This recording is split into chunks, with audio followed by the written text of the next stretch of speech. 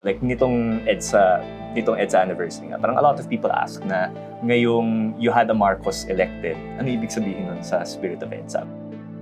Yung removal ng EDSA as doon sa list ng holidays, how big a deal is that?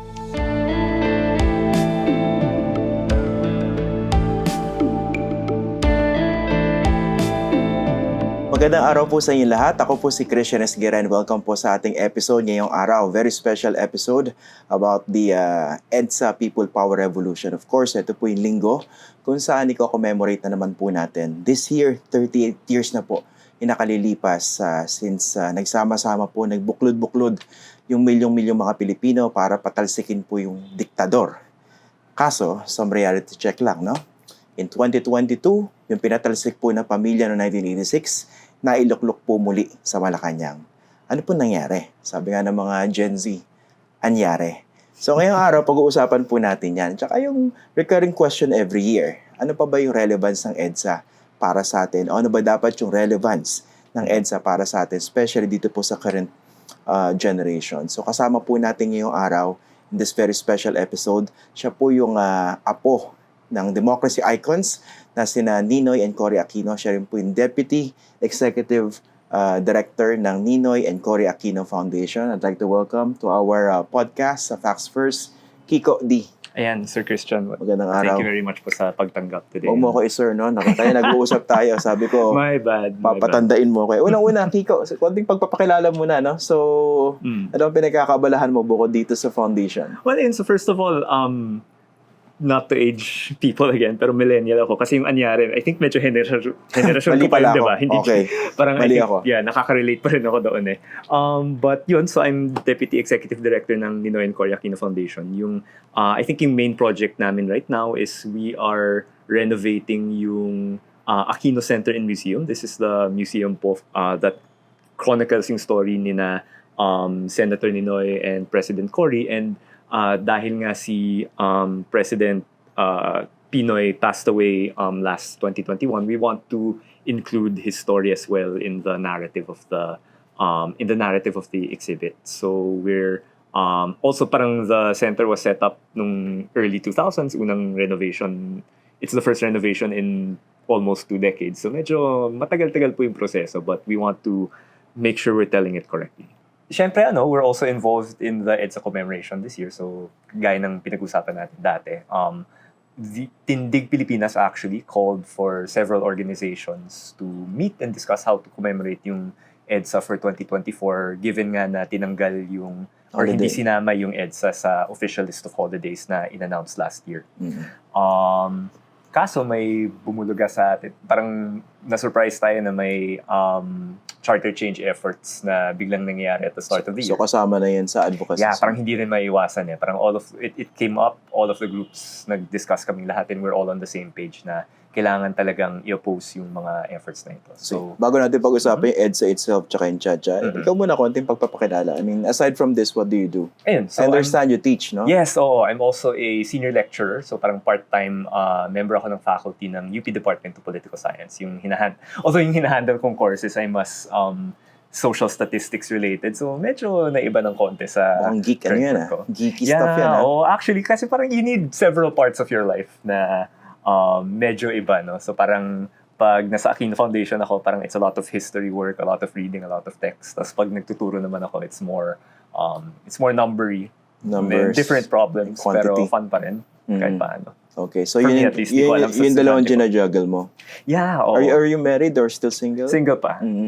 Okay, ang age mo is sabi mo millennial ka? Yeah, I'm millennial. I am the latter half of the millennial. So 1991 po ako pinanganak. I'm 32, turning Bago 33. bago mag Gen Z.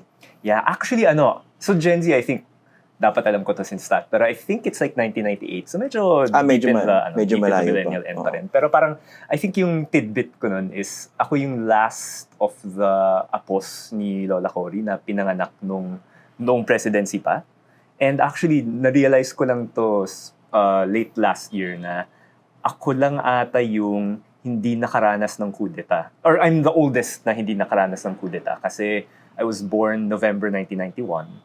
And then I think the big coup was, the two big coups were 87 and 89. In December. So yung mga yung dalawang older kong pinsan, immediately older than me, baka baby pa lang sila noon. Pero yung two eldest namin, I think one was born before the revolution, one was born just after. Parang may memories pa rin talaga sila nung tumataka. Like parang when si Lola stayed, of course, pero yung ibang members of the family having to flee Malacanang and everything. So that's really, wala, parang fresh realization magandang tidbit lang siya. yan. Oo. Basically, that's what you do. Pero maganda kasi yung ikaw yung isa sa mga nagli-lead nitong EDSA commemoration because of your age, because of your perspective. Kasi bukod sa part ka ng family, you're also part of this generation. Yeah. Or supposed to remember. Tama ba? Yeah, oo. And parang very striking nga kasi I think we had I think I did 2 press conferences related to itong buhayang EDSA. The first one, siguro 10 kaming nasa harap. 4 out of 10 were not there during EDSA. Tapos I think ako na ata yung pinakamatanda among the people who weren't there sa EDSA. So parang that was like a big deal. And then 1 week later, nagkaroon din ng press event with puro student organizations naman. So yan, mga edad ng estudyante ko na yung mga kasama ko noon. And I was very much the oldest person there. So talagang it's really exciting to see na may andaming, I'm not really the youth representative na nga anymore. Kasi ang daming mga mas bata na naninindigan rin na syempre for Chacha, that's the most immediate concern. But at the same time, yung nakikita nila yung value ng EDSA. At this point ba, do you still hear yung mga comments coming from people? Ako kasi at my age, matanda ako sa'yo, konti sa'yo, no? Nadidinig ko pa rin sinasabi, why are you opposed to martial law? Bakit you talk about EDSA? Although buhay na naman ako nung time na yun, no? Pero martial law hindi. Buhay ako ng tail end of martial law. I was born in 79, di ba? 81 siya nilift officially. Although yung authoritarian regime actually happened until 1986. Pero people still say na, di ka pa naman buhay na, masyado ka pang bata ba? Why they keep talking about that? Do you also encounter that? Even today?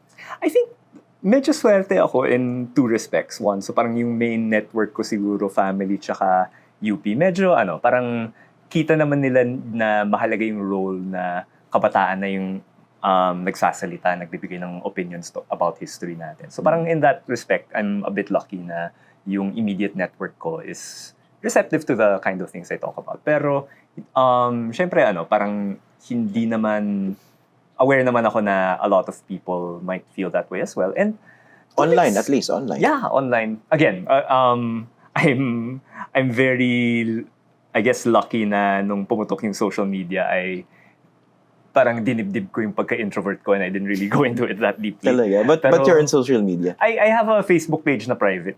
And syempre the foundation has its own social media and I'm very grateful sa mga nagha-handle noon at I'm grateful na hindi ako yun. So medyo insulated ka rin? May pagka.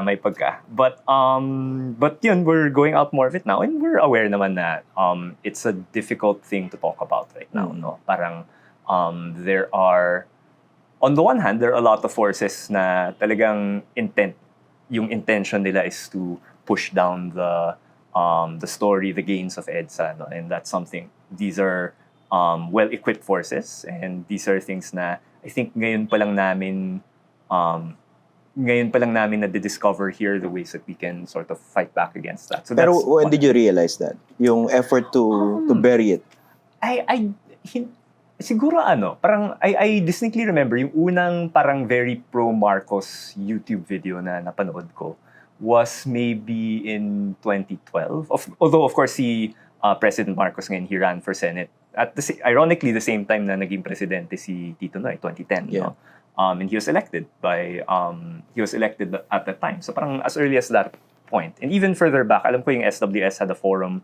I forget if it was last 2022 or 2023 about parang tracing the roots of yung Marcos restoration. And in a way, parang their findings were the effort was always there. There was always, if not a majority, at least a sizable minority na that were supportive of the Marcoses. Na hindi naman talaga nawala, no? Yeah, hindi naman talaga nawala. Kasi parang, ayun, like, as early as 1992 nga parang, di ba, si Imelda State, like, ran for president and sa dami ng mga kandidato noon, I think their votes got split and we were saved from the restoration at that point. But it's clear na it's a continuing struggle, no? Na parang, and I guess the important thing to point out is the reason why we care about it so much is because at least both dahil parte ako ng pamilya ko and because also medyo babad ako sa poli side, democracy is a very important value for me and for us, no? So parang at least for me, when I think about democracy, yung idea kasi is,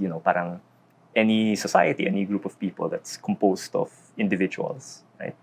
Pero minsan, those individuals need to make a decision as a group. Yeah. Parang kailangang, hindi pwede kanya-kanya, we need to make a decision as a group.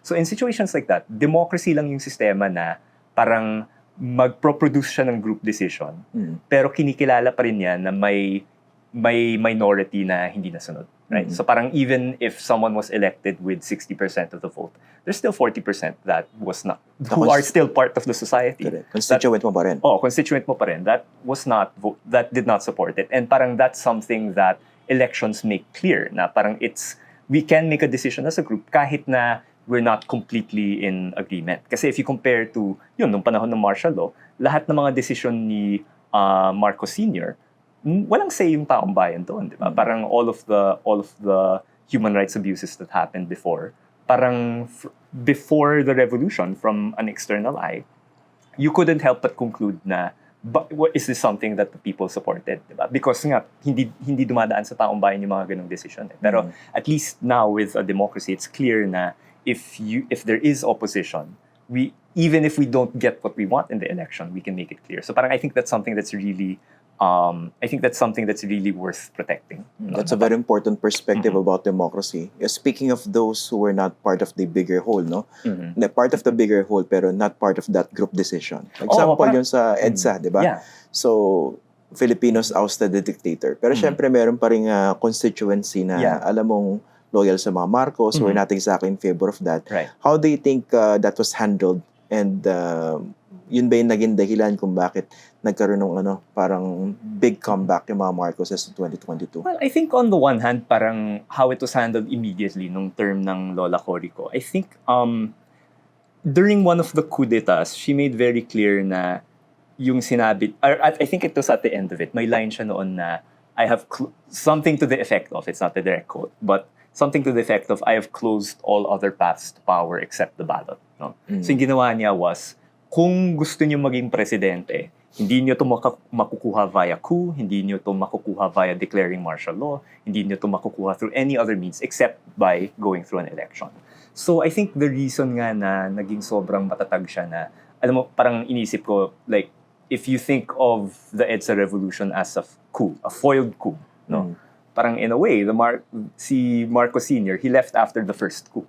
Si Lola stayed for 9 coups. Yeah. No? Despite all the threats to her life. And the reason why she stayed that long was, I think yun. Parang to make sure na itong balota lang yung makakapagbigay ng kapangyarihan sa kahit sinong, or at least presidential power to any person in the country.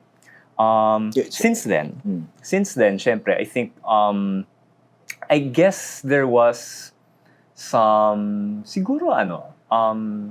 complacency in terms of, for example, just in terms of the Aquino Foundation, which I'm in charge of, yung mandate niya is to perpetuate the legacy of Ninoy Cory, and now Ninoy, and then after Lola Cory passed away, Lola Cory, and then after Tito Noy passed away, Tito Noy.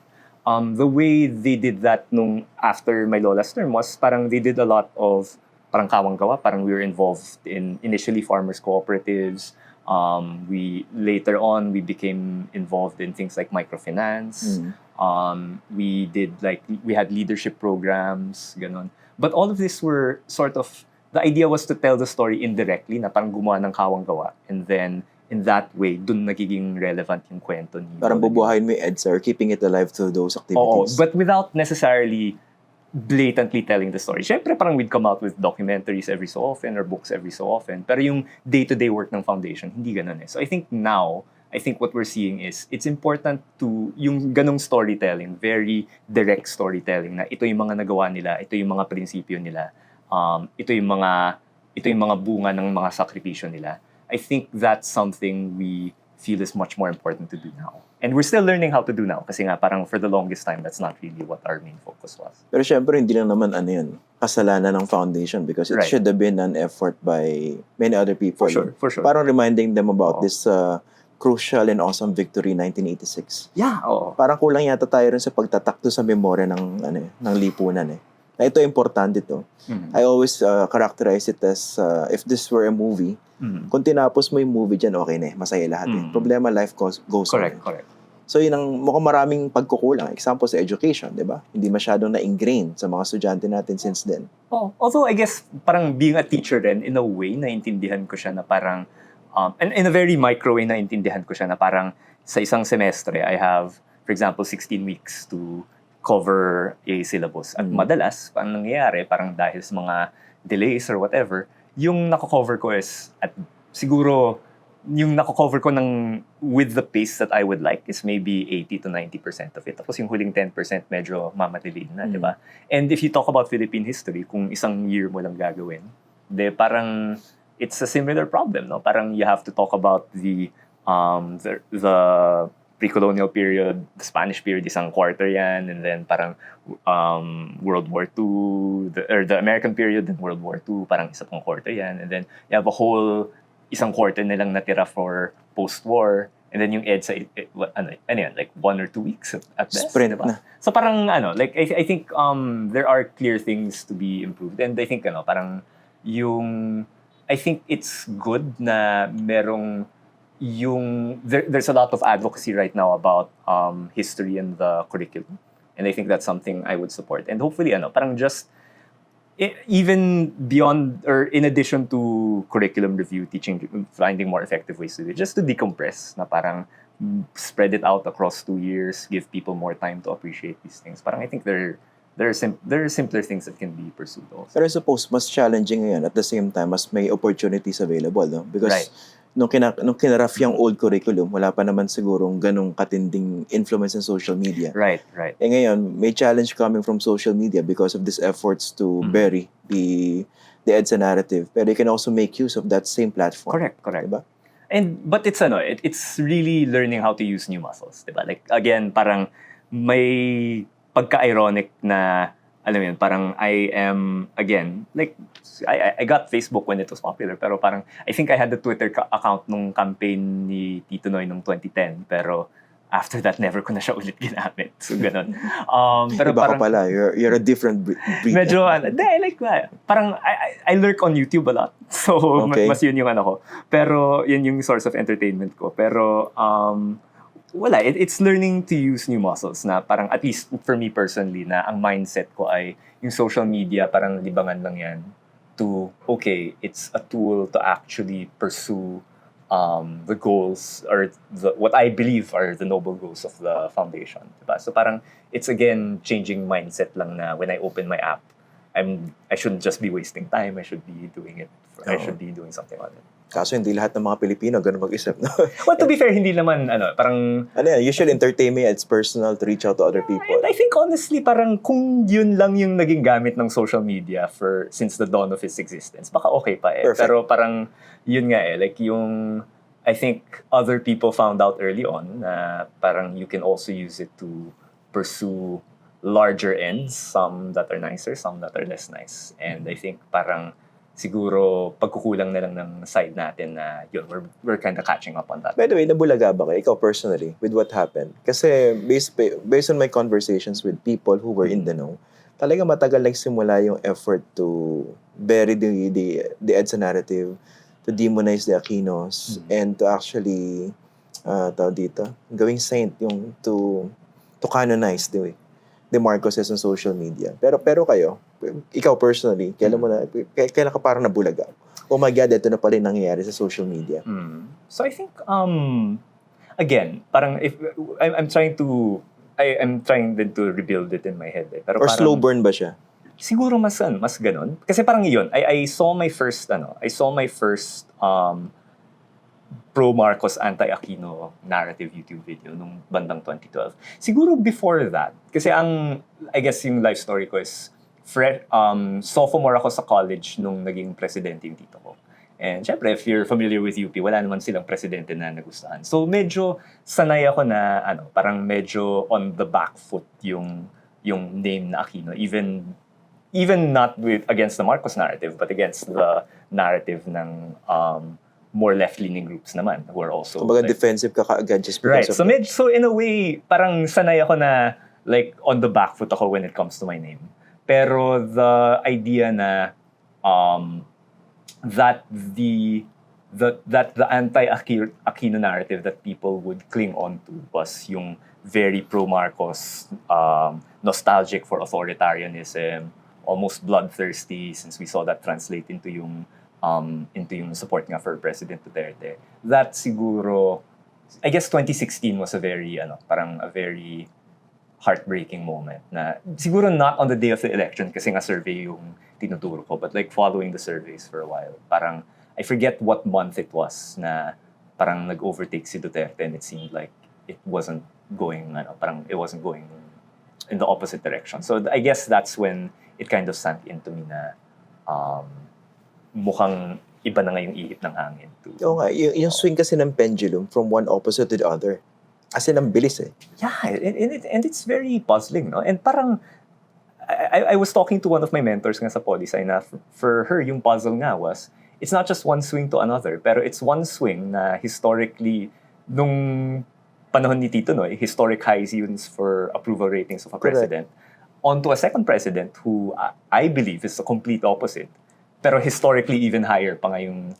So it's not from, hindi siya parang nag-sink ng sobrang nag-sink yung popularity ni Tito Noy and then that resulted in Duterte winning. He finished with, I think, I do not have it off the top of my head, pero yung Tito Noy ko, parang he finished at, I think, gross 50% approval, which is like, kung Western leader ka, sobrang, oh my God, that's so high, diba? Pero parang kay Duterte, finished naman with, I think, gross at least 75, maybe, or baka net 75 pa nga, I'm not sure. But like, parang, so it's really a puzzle, no? And parang another thing that's very puzzling, for example, like nitong EDSA anniversary nga, parang a lot of people ask na ngayong you had a Marcos elected, not just a Marcos supporter, but the son, the proud son, the namesake, elected with a historic majority. Ano ibig sabihin nun sa spirit of EDSA? But again, SWS had a survey nung 2022, kung di ako nagkakamali, na parang tinanong nila, buhay pa ba ang diwa ng EDSA? Is it still important to celebrate the EDSA anniversary? And you had solid majorities in favor of both statements. Diba? So parang, what's going on here na at the same time, there's a majority in support for President Marcos, but also there's a majority that say that EDSA is still worth fighting for, or still worth remembering at the very least. Di siya either or. It seems. And it brings me back pa nga as early as 2010. Kasi yung medyo, nung nasa UP pa ako, parang one of the things I like to study was yung exit poll nung 2010 para sa nung election ng tito ko. And parang one of the things that I saw is like, there's like, syempre most people who voted for Pinoy did not vote for Marcos and vice versa, I think. But there was like a small 5% or 5 to 10% of the population that voted for both of them. So ako parang, okay, I mean, it's not a huge, I guess. Baka this might not move the needle in the grand scheme of things. Pero parang, ako personally, curious ako dun sa, ano yung naratibo ng EDSA, ng history ng Pilipinas na inisip ng 5 to 10% na yan. No? Parang, and is it something that, it's very hard, I think, for me, when what I experienced, to think in terms of common ground. Pero parang just academically, it sounds like there's a common ground too. Siguro, there's a significant segment of the population that thinks na it's not about the Marcoses or the Aquinos only, yung EDSA, di ba? Yeah, and we would agree with that statement. Ako nga parang, honestly, I think, yung personal view ko is parang isa lang yung pinaka-main character ng kwento ng EDSA is taong bayan and yung kontrabida is the Marcoses. Parang side character lang sina Ninoy, Cory, all of these people. Siyempre, parang they had their time. But kailangan rallying point. Yeah, oo. And parang and in a way, you can see na, how would I put it? Parang in a way, like, in a sense, side characters sila kasi parang, alam mo yun, when their role is done, parang sa isang like, TV series sa isang season, side character ka, kapag tapos na yung arc mo, exit ka na sa season, di ba? And in a way, parang si Lola halimbawa, parang she was president when her time was up, she left power. Siyempre, she was still, parang she still lent her voice to causes that she cared about, pero di na siya naghanap she didn't seek power again. In fact, si Tito Noy nga, even when he ran for senator, parang may mga kwento-kwento, he would have wanted to run in 92 as soon as Lola stepped down, or 95, 98. Pero parang si Lola parang was like, I forget kung ano yung direction yung sinabi kay Tito Noy, pero parang in her mind was like, pwede mag-break muna tayo, parang nakakapagod yung He wanted to run for what? pinagdaanan. Based on Congressman at the time, right? right? So, kaya he ran nung 1998. No? And even then, I think parang, I don't know if it was parang a very, very intense interview or like an essay na pinasulat niya kay Tito Noy to explain why he wanted to run. Pero it was only at that point na hinayaan siya. Right? And then, same with Tito Noy. No? So, parang he served as congressman, he served as senator, he served as president. And even though parang marami sa mga nangyayari was not, yun, parang labag sa prinsipyo niya after his term.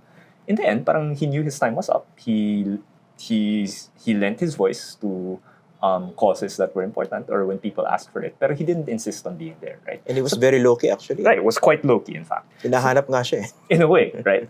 So parang in the same way na parang sometimes you miss your one of your favorite characters in a TV series. Pero pag tapos na yung kwento nila, diba? So parang in a way, so yun, parang what's the main story is really yung bida talaga ng kwento is tayo, not ako as an Aquino, pero tayo, bayan, and this other family. Yung narrative na yun, how do you keep that narrative alive now? Given that Philippine society or Filipinos are very personalistic in terms of relations, in terms of electing people, diba? We assign personalities lagi eh. So, paano mo sasabihin na ito yung bida yung Pilipino? Eh, walang mukha yun. To belabor the TV series analogy na baka masyadong gasgas na. Di ba sa TV series ang nangyayari, parang yung bida isang tao, tapos yung kontrabida parang pabago-bago parang every season. Right?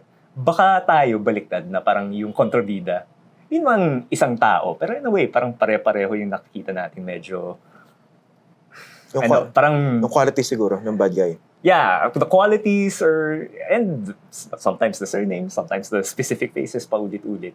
Pero yung bida parang pabago-bago din. So parang tama naman, maybe that's why mahirap yung laban natin. Parang personalistic yung Pilipino, yung mga kontrabida, parang sila-sila parate. Sanay sila sa mukha, sanay sila sa apelido. Whereas yung bida parang we value parang yung mga bida parang are not power hungry in the same way that other people are, right? So parang it's perhaps parang there's something to learn from that, but yun, baka that's what's going on now. Totoo yan. By the way, when did you get involved dito sa foundation? So I think parang anong year?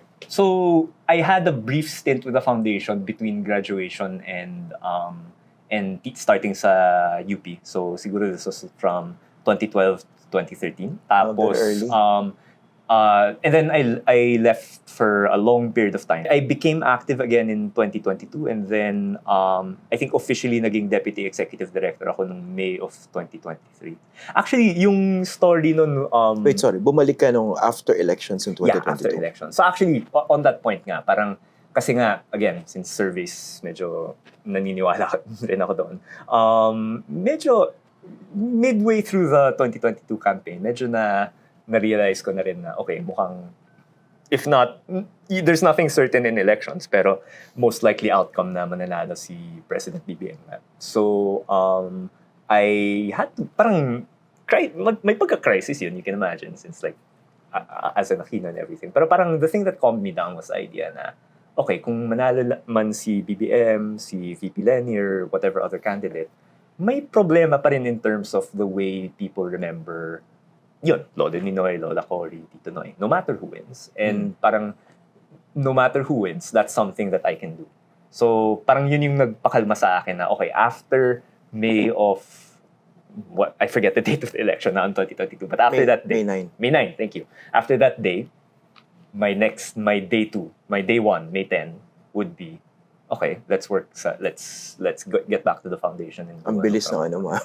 Well, kasi parang pinroses, mabilis in a way kasi parang, alam mo yun, parang there's no certainty, pero I think, again, teaching statistics, diba? The way the human brain works, we don't really deal with uncertainty well, diba? Either mangyayari siya o hindi. No. So kahit na, alam ko, hindi naman certain yung outcome ng election, parang, your brain doesn't grapple with, okay, there's a 75% chance na ito yung mangyayari and a 20% chance na ito yung mangyayari, 5% chance. You have to stick to one and then plan accordingly when you visualize, right? So I just stuck parang midway through the election, parang I sumali pa rin ako sa house to house, syempre, since parang in the sense na ayoko magpatalo sa survey, right? So sumali pa rin ako sa house to house. But my head was also thinking, okay, if this is the most likely outcome, what is my next step? Kasi bad outcome to. How do I find peace with it? So parang siguro I had a head start with coping compared to a lot of other people. That's siguro. when you decided to rejoin the foundation? Yeah, I remember it very specifically. Parang nasa isang kwarto ako sa room ng mag-isa lang ako, nasa isang kwarto ako sa bahay, and then parang yun, I was having this internal crisis na, okay, paano nga kung manalo si Marcos, what do I do? And yun, parang that's what gave me comfort. Okay. Gusto ko kasi i-compare mo yung challenges of commemorating EDSA before Marcos Jr. and now that he's the president. Okay. Kasi very ironic yan, di ba? Pinatalsik mo yung tatay, i-elect mo yung anak. Yeah. So, mahaba yung discussion regarding the reasons, no? Pero we won't belabor that point. Ang gusto kong pag-usapan, mas challenging ba ngayon para sa inyo to remind people about the gains and the wisdom of EDSA given what's happening now? Siguro I guess my first point is parang, again, since yung NCAF, yung focus niya talaga has been yun, parang doing other areas of parang development work. I personally, siguro yung mga parang yung yung our executive director si Rapalopa, and then like the previous sort of the previous people who were like staff and like members of NCAF were maybe more involved in the EDSA commemoration. Pero I myself, ito yung first year na talagang directly involved kami sa commemoration. So I don't have that solid a point of comparison. Pero to listen to the people I'm working with, parang it's not, hindi nga yung Marcos. It's not this year when it started becoming difficult. It started becoming difficult with the last administration. Duterte, yeah. Right. So, and parang actually, dinisregard niya.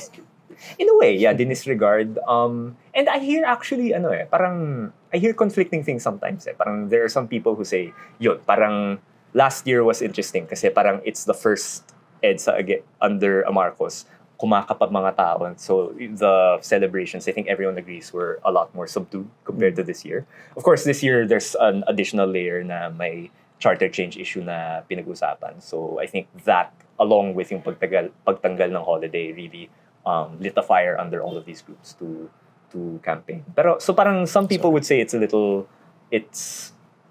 I don't know if the word is more challenging per se, pero it is definitely more charged or more not heated, pero yun, it's more charged now. Parang a lot of people are much more siguro gung-ho about emboldened. Yeah, that's a good way to put it. Whereas under Duterte, I think it's the same thing na people were sort of parang tinatansya nila na, okay, this person is very clearly not yung sinasabi ng taong to are very clearly contrary to what EDSA stood for. How do we celebrate under them? And there was still big celebrations until 2018, but it kind of tapered off after that point. Pero yung last year, yung first year ng EDSA under Marcos Jr., ano yung wait and see sa inyo? Kinakabahan nyo pa? Again, I wasn't, like hindi nga lang siya wait and see. I wasn't involved in the preparations last year. Kasi nga parang, at least for Aquino Foundation, yung naisip kong, yung inintindi kong mandato was the 3 death anniversaries. No? So that's June 24, August 1, and August 21. So parang, we planned the 40th death anniversary of Senator Ninoy last year sa Santo Domingo. We're really grateful that was quite well attended.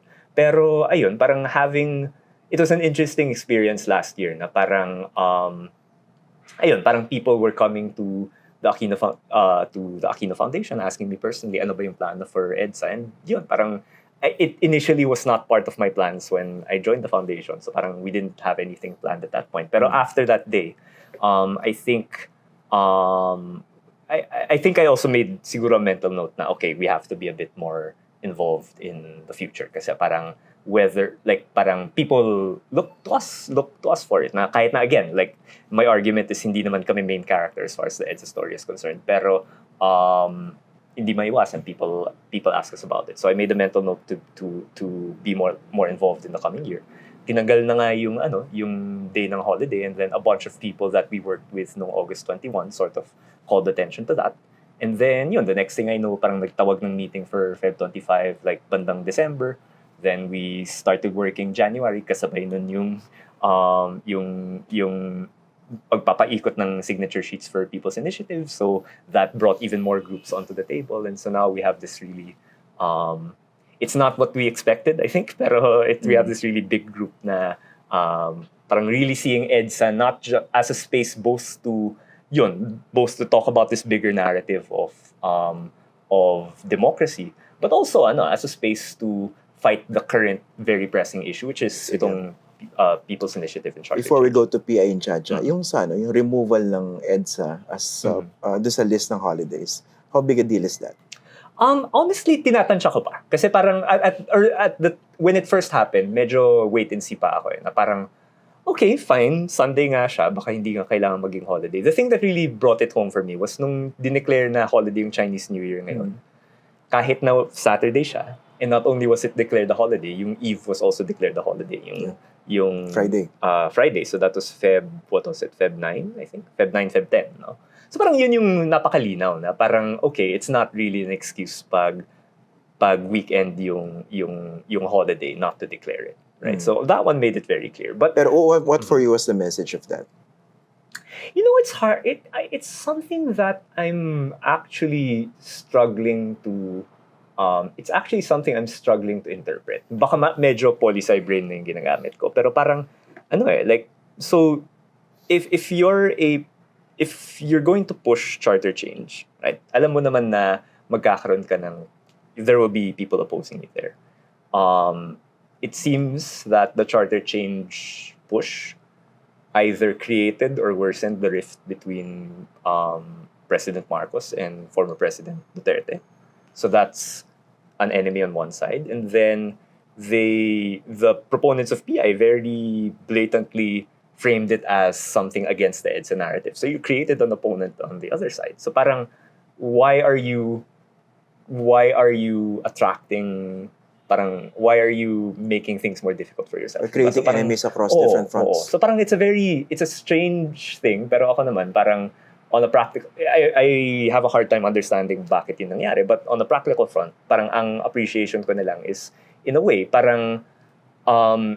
it helps both the EDSA narrative and the anti-charter change effort. No? So parang it helps the EDSA narrative in the sense na dahil may usapin ng charter change, it made Feb 25 a lot more charged than I think it would have been otherwise. Parang a lot more interesting.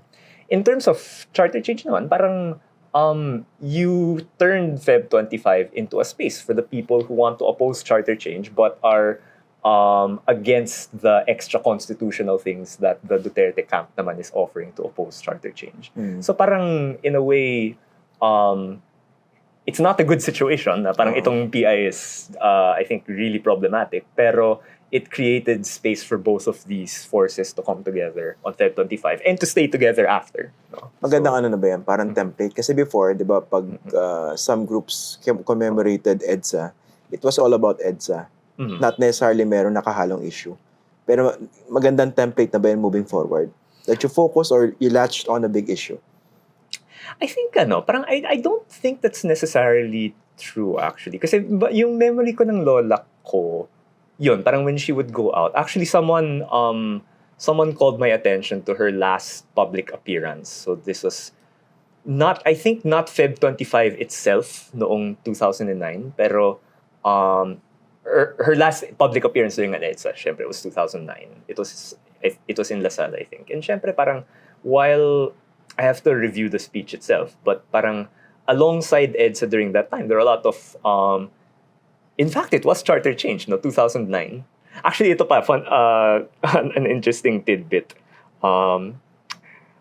Like many millennials, I will admit, minsan ginugoogle ko ang sarili ko, right?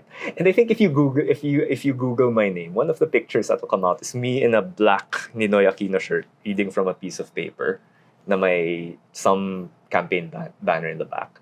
And that was actually an anti-Chacha rally here sa May Ayala nung time ni PGMA. And I was reading a statement for on behalf of my lola who was sick at the time, couldn't attend the rally, right? So parang in a way, even in the past, yung EDSA ginagamit siya as opportunities to talk about the present. Even during presidency ni Lola, since we were digging through her footage, parang people would, whether Feb 25 or EDSA Shrine, People Power Monument, parang people would use these spaces, talk about things like yung coup d'etats that were happening at the time, or whatever other pressing issues. So parang EDSA in a way has always been talking about the current things have always been tied to EDSA in a way. No? Dito ngayon, kasi very nuanced dapat ang positioning ng mga tao. It's just, it's not a simple black and white.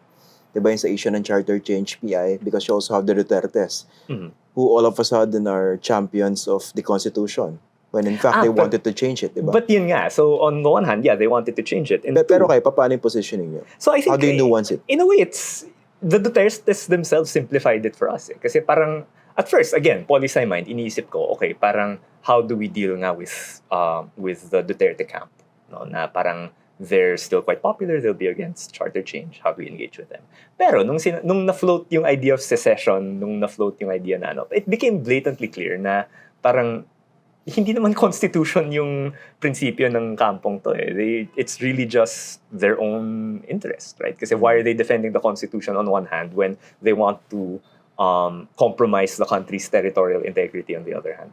Diba? So parang for me, that moment made it a lot clearer na, okay, kailangan malinaw na we oppose charter change, but we also oppose the self-interested attempts. Or parang yung ginagawang battleground na lang yung constitution. Parang that's something that I think we oppose. And that's something both the Marcoses and the Marcos camp, the Marcos Romualdez camp and the Duterte camp are guilty of. Parang they're turning it into a bargaining chip, into a weapon, whatever analogy you want to use. So, malinaw yung messaging na yun sa inyo.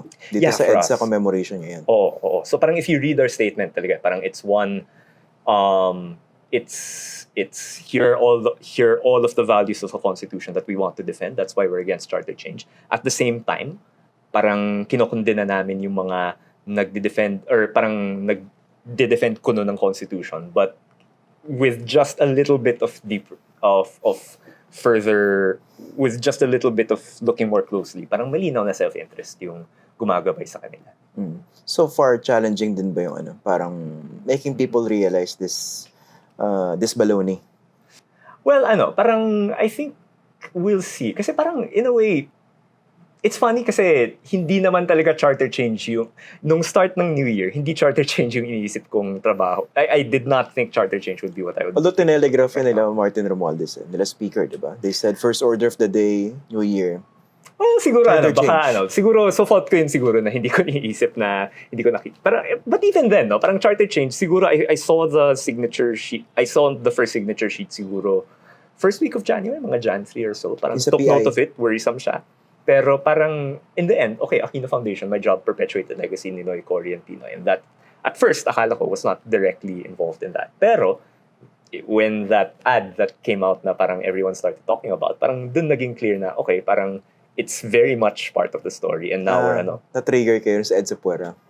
Syempre, Parang dinala kayo sa Yeah, in a way, parang, and again, it's puzzling now, again, both with the cancellation of EDSA and that ad.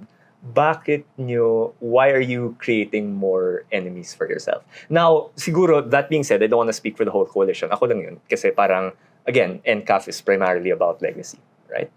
But yun, so parang in terms of the challenge, I would have thought na yung about face na yun would be more difficult. Kasi akala ko EDSA history yung magiging main things na kailangan kong pag-usapan this February. Pero ironically, it's quite easy to come up with arguments na straightforward. Na kahit aminin ko, di ako ekonomista, di ako abogado. I teach poli-sci, so maybe I'm a little more well-informed than the average citizen. But I'm not an expert on the Constitution. But parang it's kind of easy to argue na, parang if you want to change, if you really just want to change the economic provisions, bakit procedural Senate voting jointly yung linagay mo sa signature sheet mo? Sana pinakita mo na lang yung yung Provision economic itself. provisions na gusto mong palitan.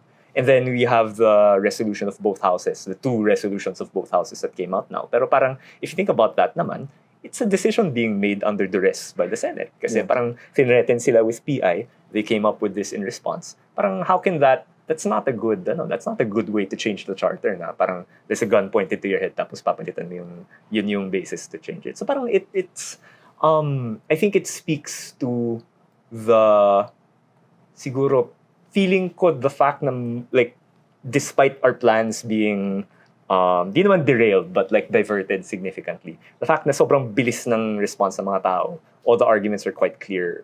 We have very strong arguments right away about this even though this wasn't our plan. Parang I think it speaks to the strength of our position na parang I do, while against ako sa pagpalit ng economic provisions, ina-acknowledge ko naman na debate naman siya talaga.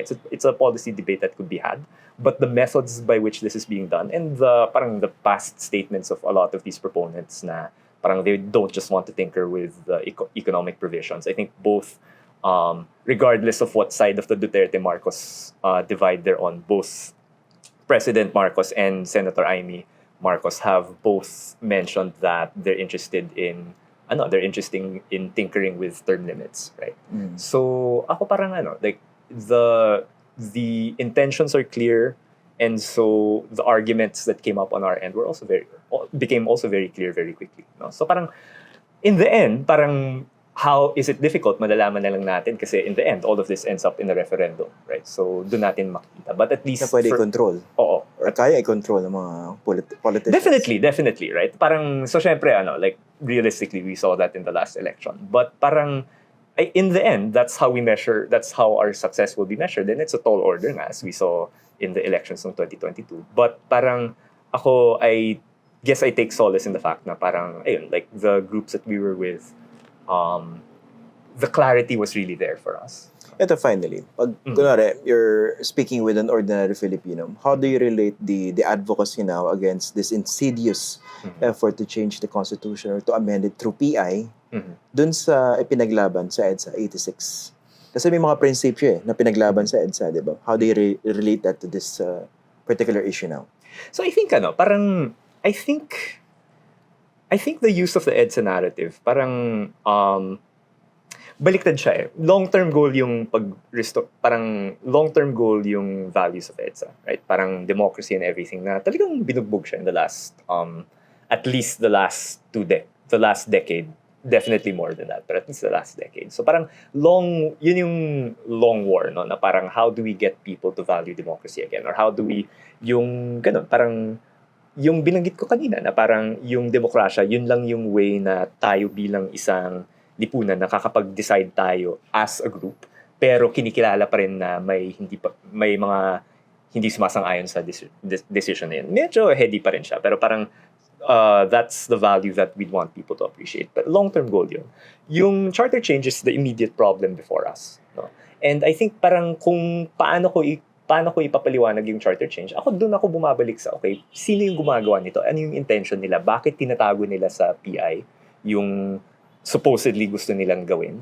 Tsaka bakit pinapush nila yung resolution of both houses? Talagang dahil tingin nila yun yung tamang gawin? O kasi may at stake yung mga career nila? So parang, and then bakit itong other camp? Bakit sila nag-oppose ng charter change? Nag-oppose sila ng charter change on one end pero nagpropose sila ng secession na sobrang labag din sa labag sa territorial integrity ng Pilipinas, right?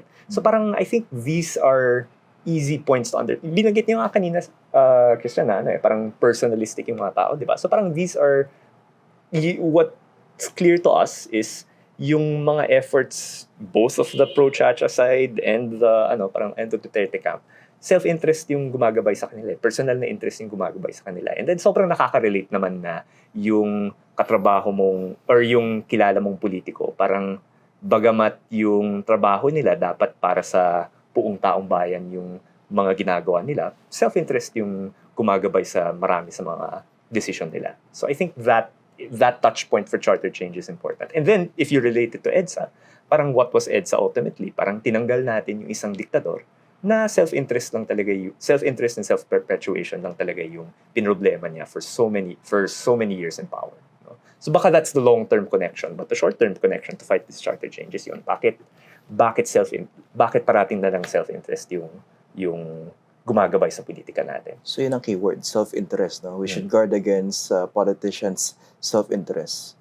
Malaking problema yan because I don't know the percentage, pero I suppose majority of our politicians are after their self-interest. Well, I Obvious would naman yan eh. Well, I would say all of them. Pero parang ang hindi naman sa you cannot pursue your self-interest, diba? Siyempre, wag kang mangurakot. Pero parang, ayun, siyempre, if you're interested in staying in office, definitely parang campaign well, do good programs, and that should support your self-interest And serve as the well, people. Diba? But yun, parang yung tungkulin mo sa as a leader is to serve to use a policy term, to serve the general will, diba? Parang, and nakakalungkot na bihira, parang at least these proponents of charter change, again, sa bagay, hindi ko sila kausap, so I should not infer their intentions, pero parang from their actions, yun yung na-infer ko.